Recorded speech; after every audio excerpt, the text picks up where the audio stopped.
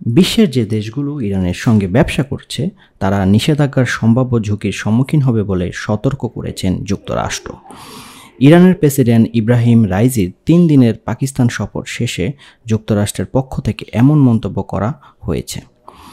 রাইসির সফরে ইরান ও পাকিস্তানের মধ্যে বিভিন্ন ক্ষেত্রে সহযোগিতা ও $10 বিলিয়ন বাণিজ্য বাড়ানো নিয়ে 8টি সমঝোতা চুক্তি হয়েছে। ওয়ালটন ফ্রিজ কিনে অনেকের মতো আপনিও হয়ে যেতে পারেন মিলেনিয়াল, সেরা পণ্যের সেরা অফার। গত সোমবার ইসলামাবাদ সফরে আসেন ইরানের প্রেসিডেন্ট রাইসি। এবছর শুরুতে পাকিস্তান ও ইরানের পাল্টাপাল্টি হামলার পর সম্পর্ক জোরদার করার উদ্যোগ নিয়েছে রাইসি পাকিস্তান সফর করেন। গত সপ্তাহে ইরান ও ইসরায়েলের পাল্টাপাল্টি হামলার পরেই মধ্যপ্রাচ্যে ব্যাপক উত্তেজনার মধ্যেই রাইসির এই সফর অনুষ্ঠিত হয়েছে। ইসলামাবাদ সফরে এসে ব্যস্ত সময় কাটিয়েছেন রাইসি।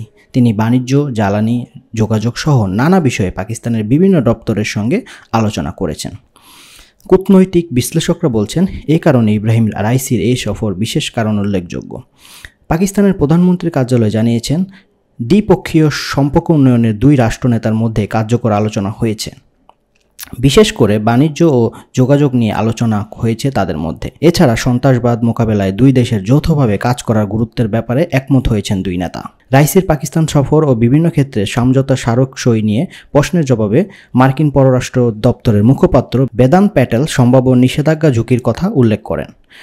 বেদান্ত প্যাটেল বলেন, আমরা ইরানের সঙ্গে ব্যবসায়িক চুক্তি বিবেচনায় নিষেধাজ্ঞার সম্ভাব্য ঝুঁকি সম্পর্কে সচেতন হওয়ার পরামর্শ দেই। তবে পাকিস্তান সরকার তাদের নিজস্ব পররাষ্ট্র নীতি অনুসরণের কথা জানাতে পারে।